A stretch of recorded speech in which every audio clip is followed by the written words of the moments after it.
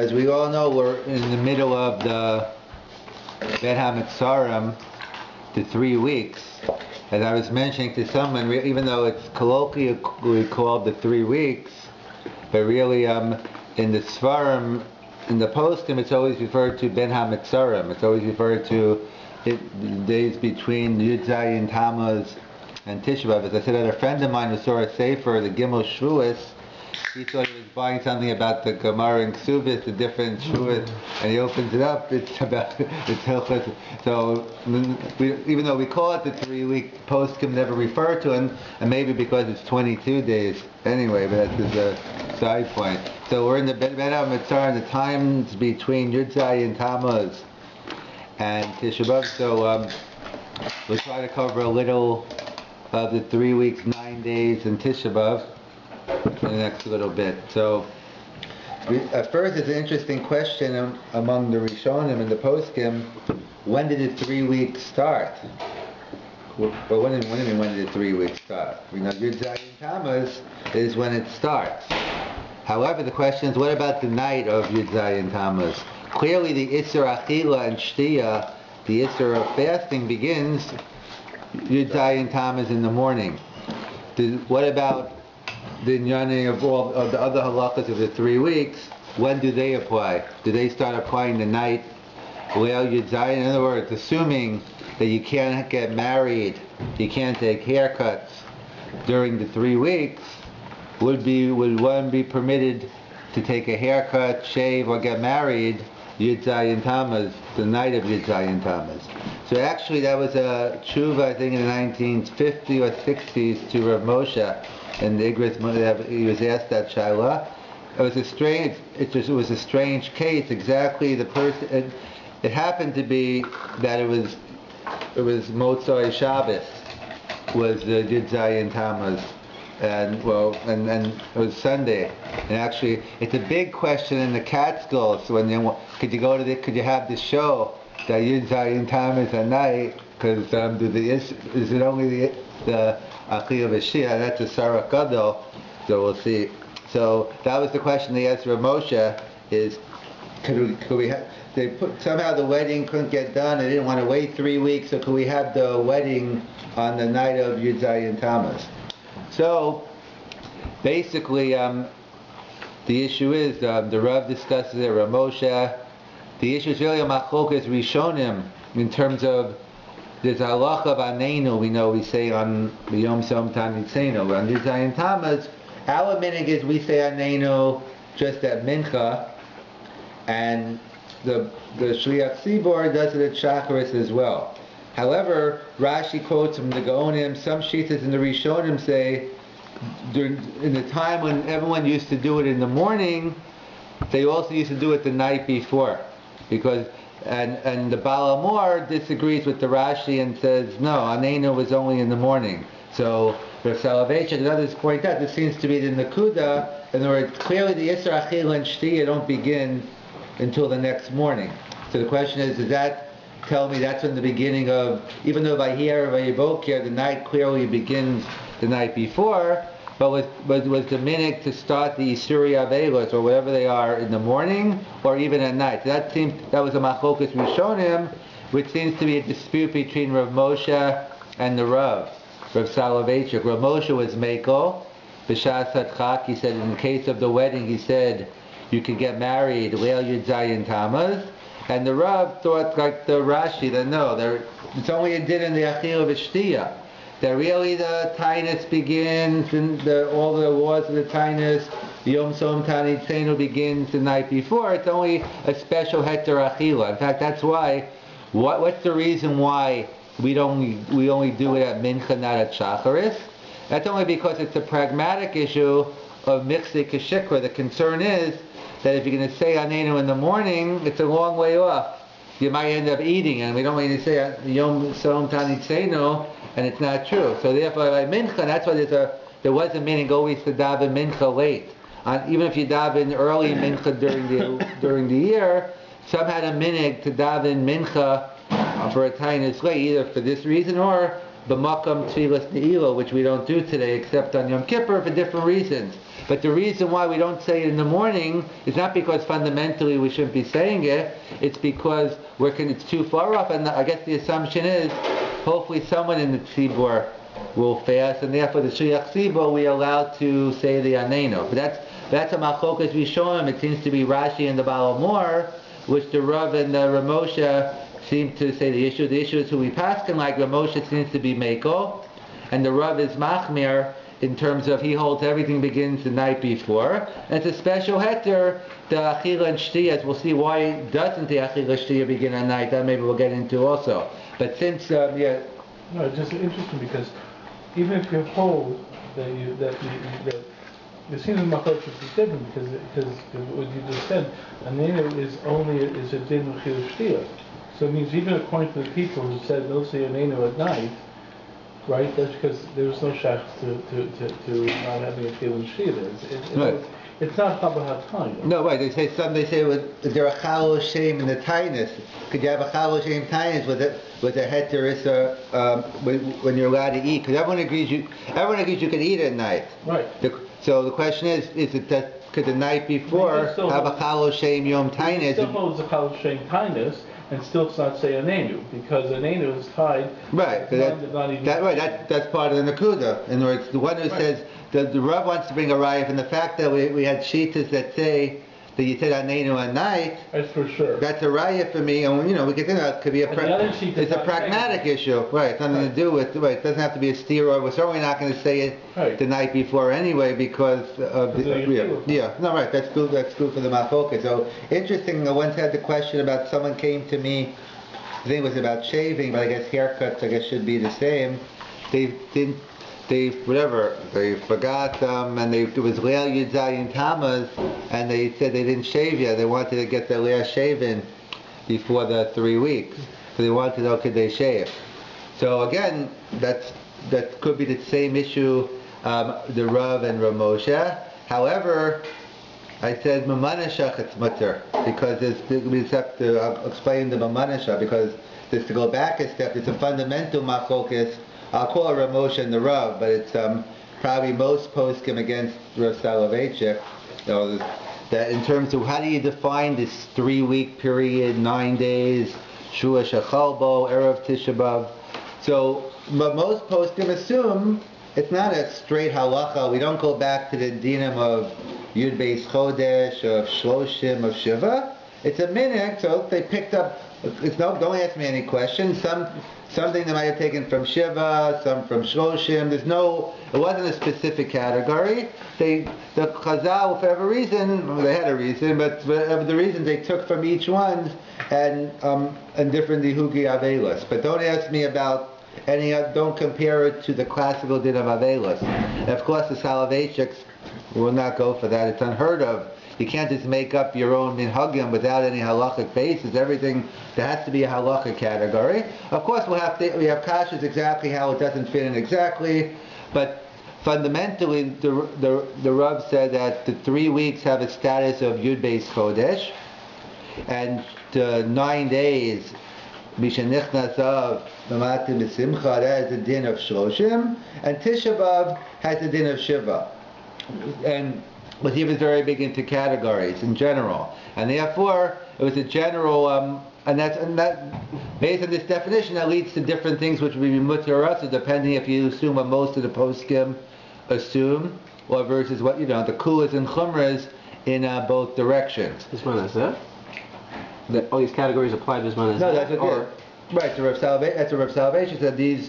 When you're in 3 weeks, that is the din of Yud Beis Chodesh. That's he was talking, and 9 days have a din of Shloshim. That's why, for instance, the Rav himself held shaving during the 3 weeks, but Mishanech Natzah B'Simcha in the Shloshim. There's no whatever heter you have to get in Shloshim, then you have to find a heter. But it's a different halacha than assuming. Assuming Shloshim and Yud Beis Chodesh are different, but I'm saying, each when you move into the 9 days, you have to move into a different category. And other poskim say no, that's the way. So I think Rav Shechter, right? I remember asking Rav Shechter because the Rav wouldn't shave during. I don't know if he shaved, but he said you couldn't shave during the 9 days. Because if you take, he said, yeah, only during Shloshim, he said it's definitely usher. So during the 9 days. So then he said, but he told me what he does is he shaves Erev Shabbos. I don't know if he still does it. This is before he had a beard. Now he has one, so I'm not sure if he shaves. But his minig was he used to shave Erev Shabbos during the 9 days. So that's a general sheet. The Rav sheet in general during the 3 weeks, until 12 months. It's like, and if you, the halach is on Yud Beis Chodesh that if you look like a menuvel, so then you're allowed to shave. It's a machlokas in the Achronim. Does someone have to tell you you look like a menuvel, or you can look in the mirror and figure it out yourself? That's one discussion. And the second discussion is, do you need one each time? Do I say, once I look like a menuvel, that's it, now I have a hetzer to shave every day now? Or do I say, no, every time now I have to wait again until I look like a menuvel? That's a further machlokas in detail. But fundamentally, so therefore the Rav Shita was during the 3 weeks, you could shave daily. And Ramosha said no, the minig was not to shave during the 3 week period. However, but it's only a minig, so b'makam parnasa, b'makam sar. Ramosha also was meko if you needed it for your job, other reasons, but fundamentally he held it was usher, and you had to come up with a heter, as opposed to the Rav who was mater. So getting back to my question, if someone asked me if they could shave, so I said, "Manashach, you could shave," because according to the Rav who holds that it starts the night before, he holds you can shave anyway, and Ramosha's meko anyway, b'shas chak. That all the dinim of the 3 weeks don't begin to the next morning. So Ben Ramosha, Ben the Rav, they'd be matir, they'd be weddings. Weddings they might be cholekam, but in terms of shaving and probably haircuts, then one could, there'd be room to be meko. Yeah. How did the Rav get it from you? I heard people say Rav that he said you could shave every day 3 weeks. How can you do that from your base clothes? You have to. No, he's going to. He's going to pshat is once you're menuvo, so then yeah. So then, but you're not being maneuvered. The maneuver is usually 2-3 months. So the truth is that in the 3 week period. Because the Rav says that it's part of the discussion on Chol Hamoed. But since today, up until now, to the last century, we really didn't have Orthodox people clean shaven, and and therefore it was never really came up.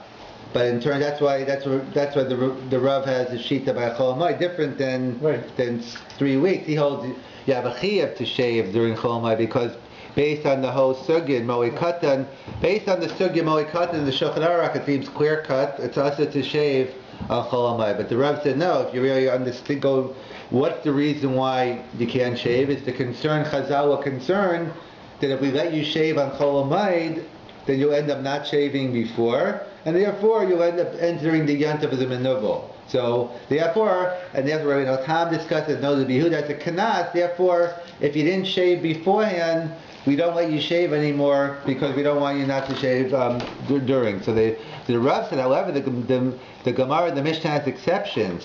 Someone who comes out of jail during this time period, he's allowed to take a haircut and shave. Why? Because that's an onus demuchach. It's a pair. Again, it has to be well known that the person was in jail and he came out. So it's a case of onus because you couldn't shave beforehand, and everyone knows about it. So therefore, the Rav Shita is Bizman Hazeh, a person who shaves daily is an onus. Everyone knows you shave daily, and therefore, once it starts growing, a day already or two, you're ready to maneuver, and therefore.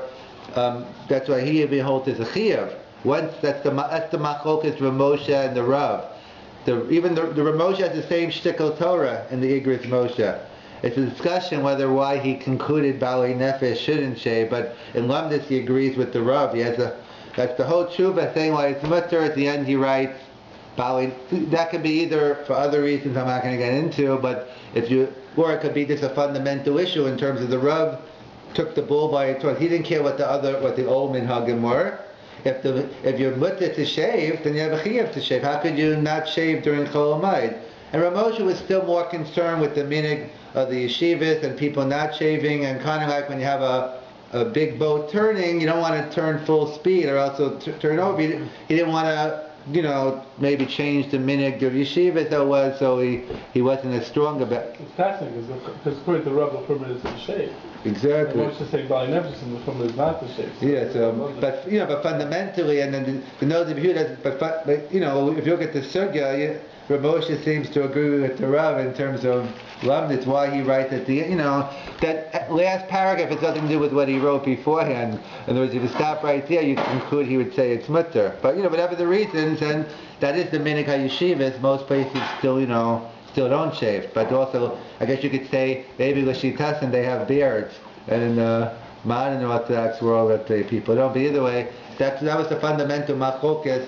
In terms of, so the Rav held once you have a heter, you have a chiyuv. So the Rav had the same thing, but that you're to own as the muchach, everyone knows, and therefore you're like a manuvel after a day of not shaving, and therefore he felt one is permitted to shave. Rav Moshe held that the 3 weeks that was the minhag Chazal not to shave.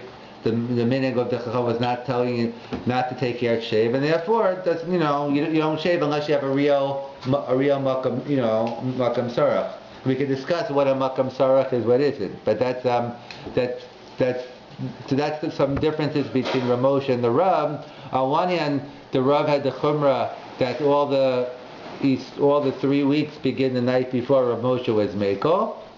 But then in terms of other things based on the definition, so Rav Moshe was more strict on, let's say, shaving during the 3 weeks than the Rav. But as I said, to the Manashach, the night before and shaving was safe on or haircuts, the issue would be the weddings. Another thing discussed, as we know, that comes up is the issue of weddings. So weddings also, they say the custom is not to get married during the 3 week period. And of course, it's which is a kasha anyway, because an avol can get married. An avol hasn't fulfilled the mitzvah pru ravu.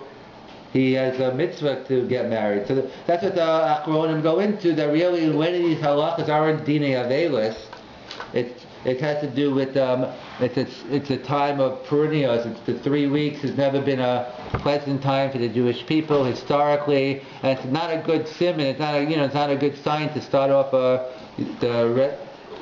your marriage and your new life at this time. But not out dinei avelis, and that's why in fact so weddings, they talk about it, the discussion that the Magen Avraham has a chumrah of, he extends it to music, not only weddings, but music in general, one should not listen to during the 3 weeks. And really this comes down to also, now you have another discussion, Rav Moshe and the Rav. Rav Moshe is machmer, in fact, all year round. In other words, basically it's a sugya in the beginning of Gittin of Zeichel HaMikdash. The issues during the 3 weeks are Zeichel HaMikdash. There's a Gemara in Gittin talks about different things we don't no longer do or we shouldn't do as a Zeichel HaMikdash. So again, so depending how you learn the Gemara there, but the Gemara talks about not listening to music. So that's a fundamental there, Machlokas Rambam and Tosfos, the Gedarim, how far that goes. So the Rambam is very machmir, and that's what Rav Moshe says in the Ikar Adin we pass. Like the Rambam says no music all year round, and that seems to be Rav Moshe's practice. However, Tosfos know that limit, it's not just music, it gets into wine and music. It's not just listening to music, but sitting there drinking wine together. In fact, it was interesting discussion in the Hashkachas many years ago, because again, within the Balit, and that's the Ramah goes, the Machaber like the Rambam, but the Ramah, the Minhag Ashkenaz is to listen to music, we go like the Ramah.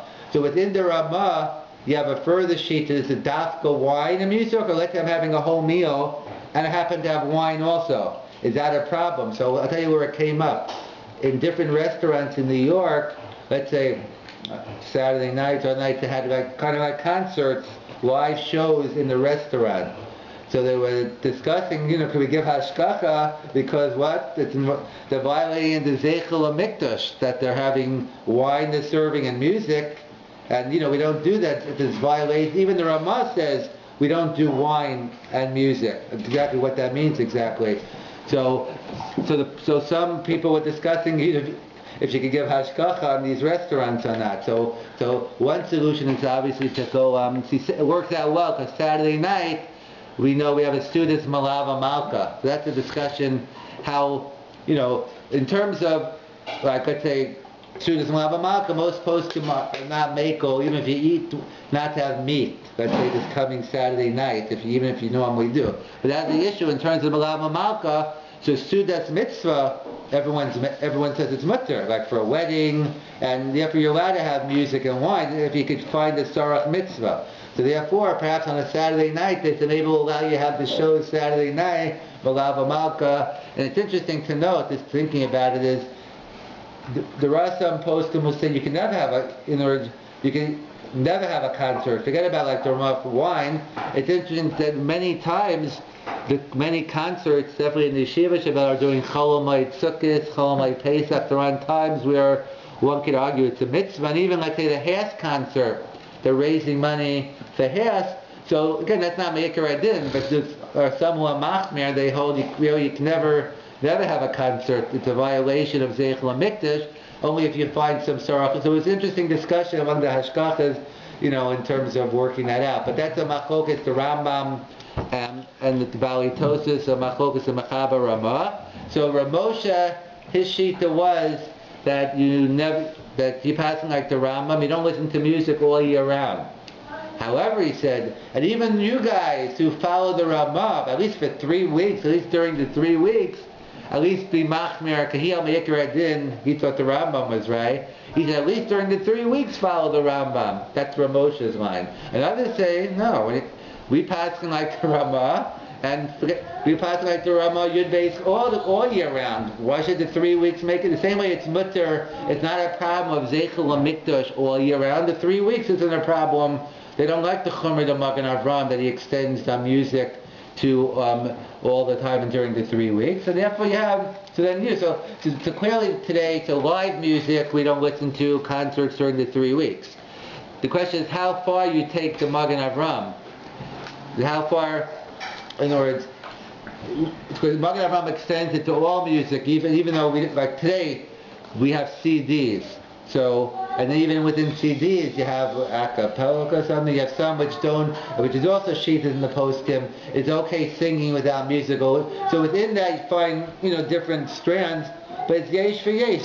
There are many who are machmir like the Magen Avram, and they won't listen to any, even CDs during the 3 weeks, but yesh for yesh. There are many who say no, that even if you assume we take on the 3 weeks, we accept the live music, but we don't have a right to make up our own takanas that CDs are included in the music they were talking about, and therefore there's nothing wrong with listening to a CD during that time. Some listen to some listen to with the music and some don't. So again, so yesh v'yesh, during the 9 days, and some people are more machmir shecholbo, but that goes back to a fundamental machlokes, the Rambam and the Bali Tosfos, how far that goes in general, the general halacha of Zeichel HaMikdash all year round, and then how much it ties into the 3 weeks and 9 days. So those are the things that are basically discussed on the 3 weeks, is the weddings, the haircuts, and the extension, the Magen Avram, of the weddings to the music. Another thing discussed in the poskim is the Shechiyanu. Some poskim bring down about not making a shech, or I think the Lashon HaMachaber is Tov Lizahir. It's good to be careful not to make a shech. Again, Tov Lizahir is a raya, it's not really a halacha, it's a midas chasidus, that the minhag is not to make a shechiyanu during this 3 week. And again, it has nothing to do with Avelis, as all the posts can point out, because how do we know an Avel can make a shechiyanu? Because it's a Gemara in Brachas. Rabbi Yaakov writes the minhag is not to do it today, but if someone dies and leaves you a big Yerusha, so the Gemara talks about making a shechiyanu. Not that you're happy about the mitzvah, but about the money you're getting or the Yerusha. So, the minhag is we don't make it today. But strictly, we see Meikar Hadin, an Avel can make a shechiyanu. So what's this no shechiyanu during the 3 weeks? So that's what the Vilna Gaon talks about, the Taz. And they point again, it's nothing to do with Avelis. It has to do with Zman Prinios. So we want Shechiyanu V'Ganu Lazman Hazeh. You don't want to say Lazman. It's a technical issue of Lazman Hazeh, and that's why some people don't like doing it. So again, some say it's just a chumrah. You could make a Shechiyanu. Others say no Shechiyanu. So one of the compromises among the poskim is that Shabbos you could do it. It's something that can't wait. You have a fruit that's going to spoil beforehand. You can't wait to afterward. Because I want to be machalik and say the reason why an avol can make a shechiyana, because right now he got it. It's right in front of him. But in the case of, as we'll see, a fruit or a garment, you can wait you don't need to do it right away. You can wait till after the 3 weeks. But so some poskim say there's no problem with shechiyana at all during the 3 weeks. Some say there is. The minhag seems to be told Zayar on Shabbos.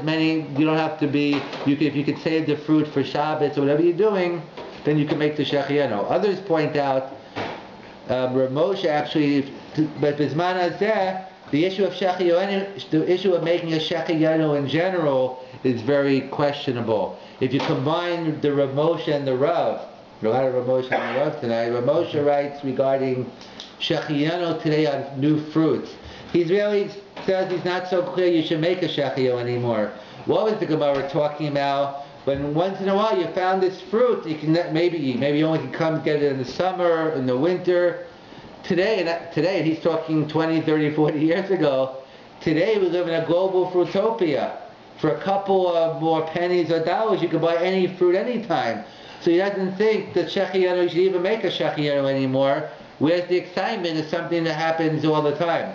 And if you take Rav Moshe, and the Rav had a similar thing by clothing. He said, shechiyano by Kalim, by Begadim, are you kidding me?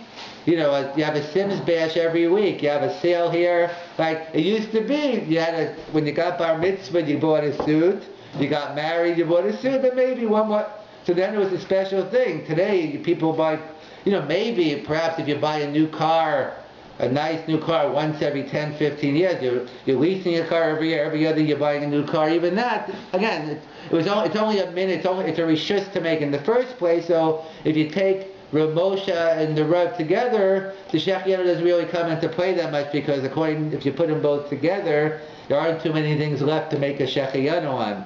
Again, it's different minhagim depending how excited you are, about something. But shechiyanos are rishus. So Rav Moshe and the Rav are against most of the shechiyanos that one would, unless, of course, when you have to. I don't mean the shechiyano we make on a yanta. That's for the kedusha sayom. That's a different shechiyano. But the shechiyano we make, which is a rishus, that many times. So therefore, it's not really a shayla. I don't really make the shechiyano all year round, so I'm certainly not going to make one during the 3 weeks. But again, some even say you can make a din. The minhag is not to, and others say even if you're not going to make a shechiyanu, I think Rav Moshe brings down in his tshuva and other poskim.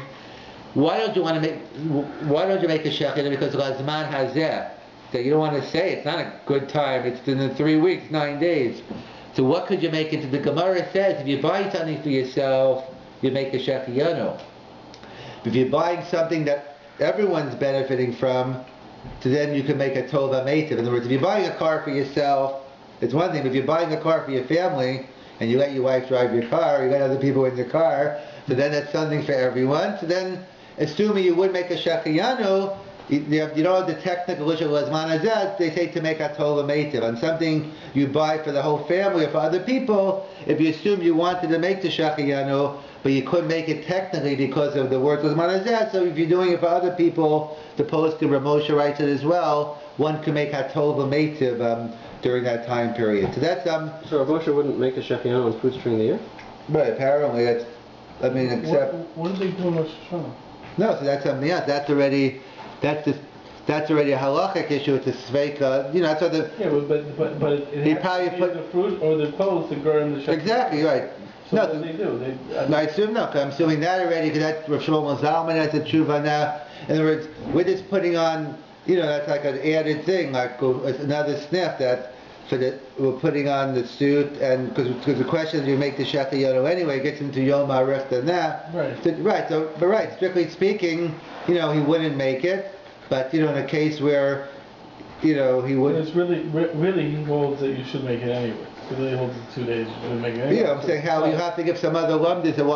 But he said it doesn't really help you. In other words, but if you assume like other people, let's say there's an issue. Let's say at a bris milah, like Ashkenaz don't make a shechiyanu, but the minhag Sfard is to make a shechiyanu.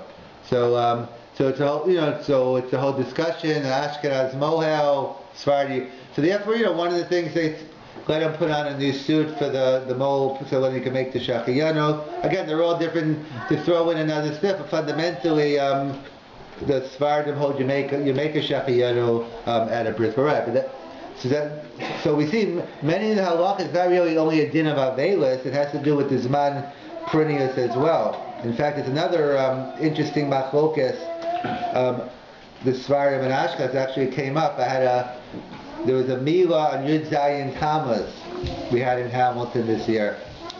Rabbi Danny Green had us, and then the bris was on Yud Zayin Tammuz. Of course, so had many questions. Number one, could we have a bris? Because how are we going to eat? You can't have a bris without bagel and lox. So maybe you push up the bris. That was some questions I had, and maybe the other question was maybe you wait. Could we do the bris in the afternoon? At least that already has legs, that question. And in order to make it, because for people to come back and forth, so the first question obviously is nothing to talk about. Of course, we do a meal on Shabbos, we do a meal on Yom Kippur. You never push off a bris, certainly not for the suit, not for the suit part. As important as this bagel and lox is, we still wouldn't do the bris without it. And most poskim don't like the delay, even though there is a Miyad HaMatzah here in the New York area, or not Manhattan, but the whole New Jersey, New Island, that it's more common. It used to be unheard of that one which would not do the bris first thing in the morning. I hear it's more, I wouldn't say it's common, but it's less uncommon that even on a regular day, in order to roll out Hadras Melech, you want to get more people to come and they're not running to work. There are some people who have pushed off, whether they asked the shayla or not, but either the consensus of poskim seems to be that no, they prefer you should still do it in the morning, and even on a Yom Tainus, Rov HaPoskim, if not all, say that you should, because there was a question about doing, in some of the poskim, if you can't have a minyan on, let's say you could do a bris today without the minyan. You try to have a minyan at a bris, but it's not kuva. So the question was, should I push off the bris to the next day where I could have a minyan, or just do the bris right away? So the person do the bris right away. So that's a question of a hiddur within the bris, because having a minyan at least is part of it's more connected to the bris. Having the meal, that's not even inherently part of the bris. That's another that's another fact. So even on the Yom Tainus, Rov HaPoskim say no, you shouldn't push off the bris to the afternoon. Best to have it in the morning and then have the Suda. You can have the Suda afterwards. Can't the Baal bris eat on that? Right, the minig is not. So actually, it didn't really help them too much. I mean, the minig is they don't, but they minig the Baal HaBris take haircuts and shaving, but it didn't help. It was in Tammuz. We just took a haircut.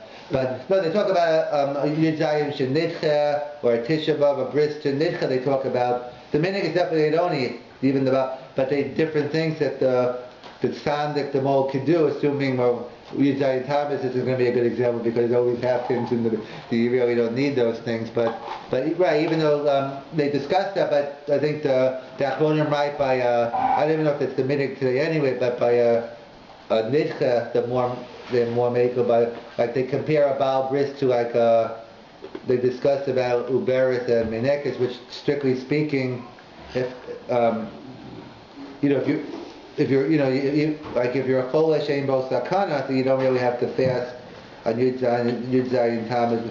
I'll get to it right now because the fact is interesting discussion Sfari and Ashkenaz in terms of, so the case was the one who did the bris was a Sfari, and even though he's having nusach, so he's Ashkenaz. So the question is, the real question, I said, you're asking me the wrong question. The question is, what do you do with the wine? Do you make a bori priya gafen? That's the real question in terms of a bris on a mila on a Yom Tainus. So number one is, strictly speaking, the bori priya gafen and you did be bet, and that's really not maker din. You don't really, you could do a bris without it. But the lechatzi, let's hit to try to have it. So we try to make so the question is, you make the bori priya gafen, so what do you do with the wine? So that's an interesting discussion in the Rishonim. Tosfos over there, because the Gemara talks about an Erevin. that where it comes up is on Yom Kippur, when we make the Shachiyanu, that the Gemara raises, where's the Kos Shel Yayin? We always want to make L'chatchila, we try to make a Shachiyanu over a cup of wine. But the Gemara said, what are we going to do? We can't drink it, and beforehand it's not Yom Kippur, so basically the Gemara suggests, okay, so give it to a katan then. So the Gemara says, no, it's bad chinuch. We don't want the katan thinking, you know what, you should make kiddush every Leil Yom Kippur and drink wine. So it's not good chinuch, the Gemara says, and therefore your katan will growing up thinking you should drink wine, therefore we don't do it. Ad kana Gemara. So Tosfos over there points out, in other places, what about either you can get married on a fast, so you talk about Asar B'Tevis, a chuppah on Asar B'Tevis, or for that case it would be the same halacha of a milah on Yom HaTainis. So that Tosfos points out, the Gemara, Tosfos says yes, you can give it to a katan to drink. The Gemara says you can't give it to a katan to drink. So the Gemara over there on Yom Kippur, making a shechiyah on Yom Kippur, that happens every year. Every year you need a shechiyah, you don't want the kid growing up. But a milah on a Yom Tainis or a chuppah on a Yom Tainis, that's not a milsa the shlich, that doesn't happen all the time, and therefore we're not concerned about it. Some say also Yom Kippur is a chi of kares, Tisha B'Av's not. So if a Tosfos says it's okay, you could give it to a katan to drink. Why is it different than a chasna? Like, why do you have to drink it? Well, Why is the hagafen that you're saying at a milah different than the hagafen you say at a chasna? No, I'm not saying I'm saying they're both okay. I'm saying that you could drink, you make the Mon Apr hagafen and you give it to a katan. No, but it's a regular chasna, right? So you mean not a fast day? Yes, and the Seder Kedushin says hagafen, but he doesn't drink it. Right. That's So why doesn't he drink it? No, he doesn't. So why at a bris milah do we have even an issue? So we won't drink it. No, just like a chasna. No, because number one is that's the whole. Number one is someone has to drink it. That's the whole Rav Chaim shtickle, the Rav about the briskers.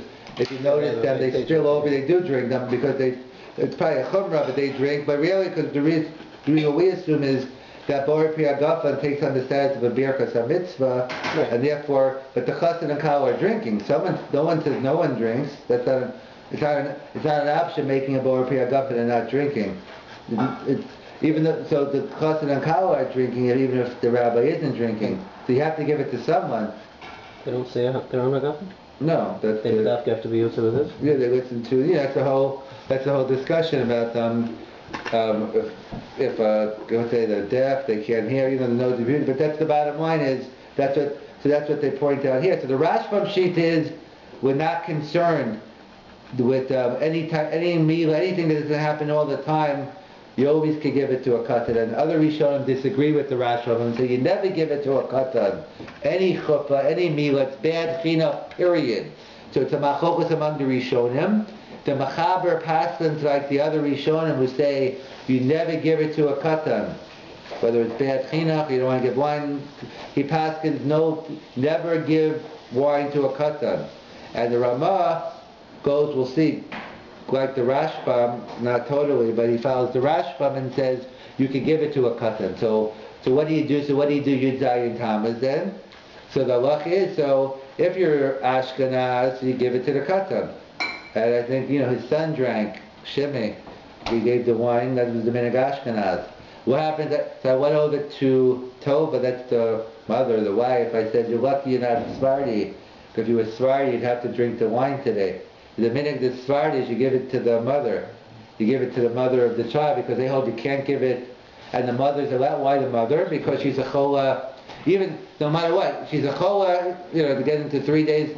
The first 7 days we assume she's a chola sheyesh bo sakana, and let's say day 8 she's a chola sheyesh bo sakana, but the luck is, on these fast days, the chola sheyesh bo sakana gets to eat. And in fact, the briskers are even, the brisker Rav Shtickle, you're a chola sheyesh bo sakana, and you have to, and if you're fasting, you're not fasting. In fact, you can't give, even if you fast, we won't give you an aliyah. In other words, you're not mechuyev b'davar anymore if you're not, because you have a din of a, you have a din of a chola. But I told us, so the minhag of the Sfardim is you give it to the mother. So on Yud Zayin Tammuz, Asar B'Tevis and Som Gedalia, that's the machlokas Sfardim Ashkenaz.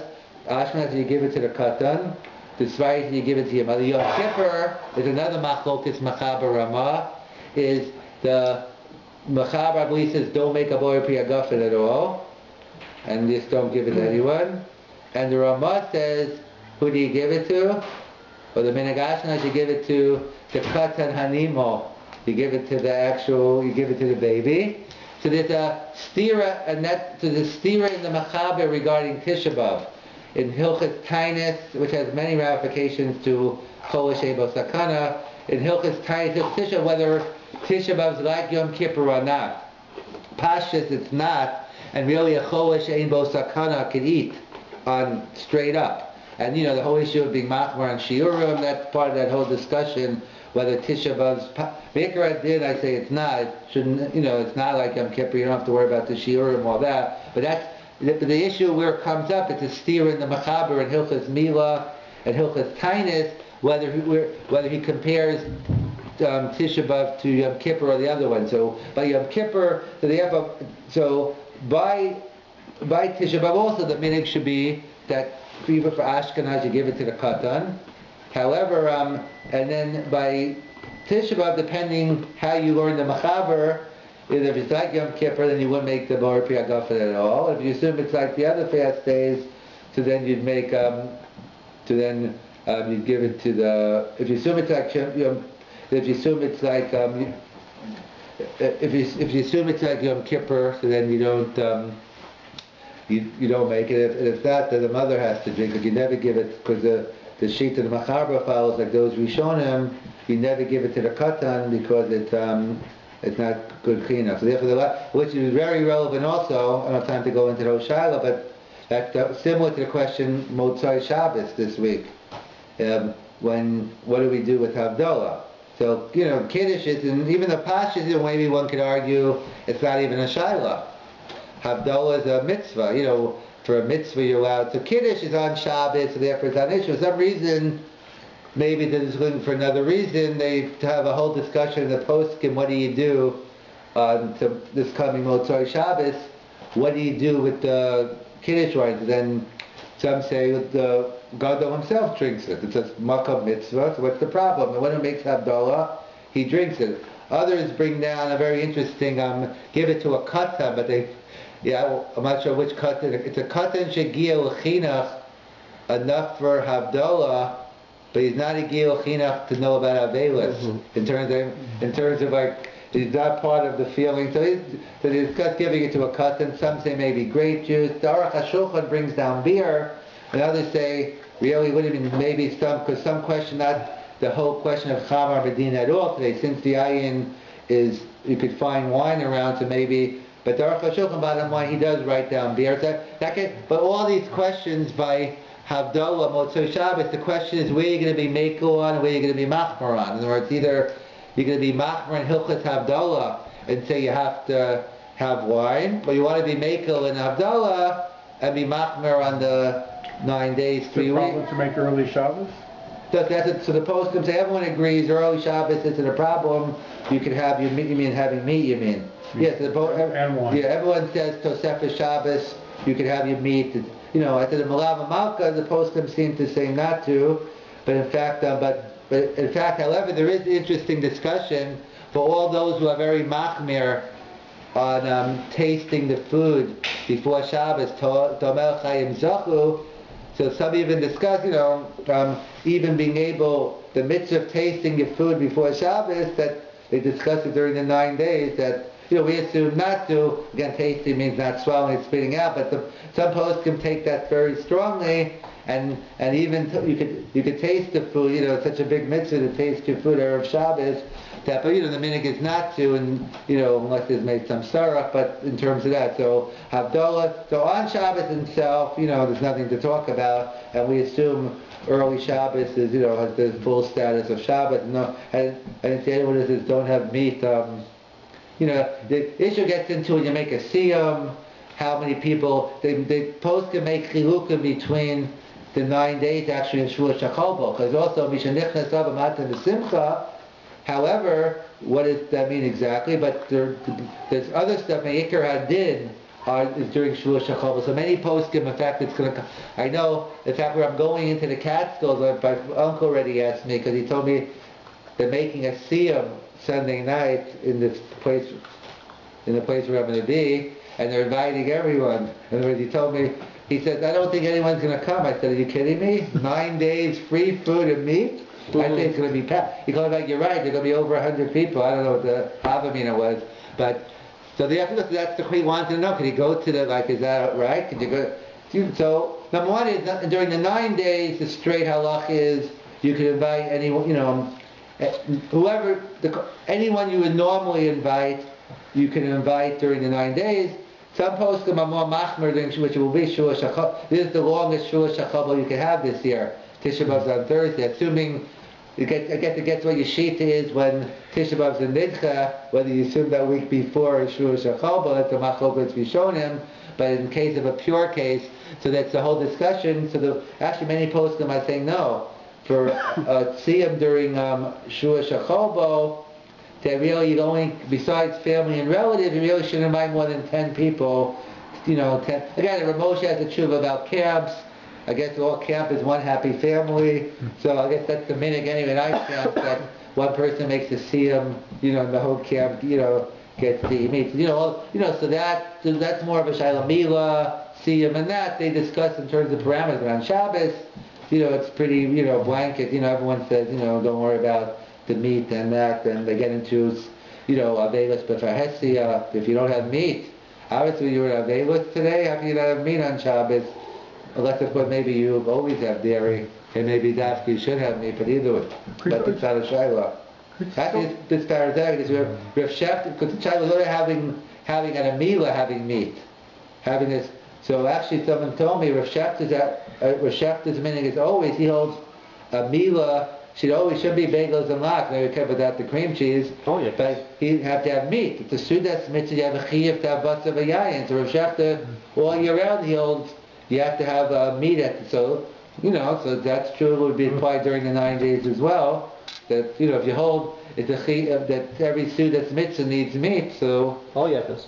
All yakas. Okay. Yeah. Even in the morning, you mean? Even in the morning, meat breakfast. Yeah, I guess it fits in because when do I usually have meat or in the morning? It's on Shabbos. I guess if it's a sudas mitzvah that goes down differently and it's a different time, so you don't mind having some ribs in the morning. I had my bris. I made a milchiks, but just not to break my father's heart, I made one fleshy table. So that's what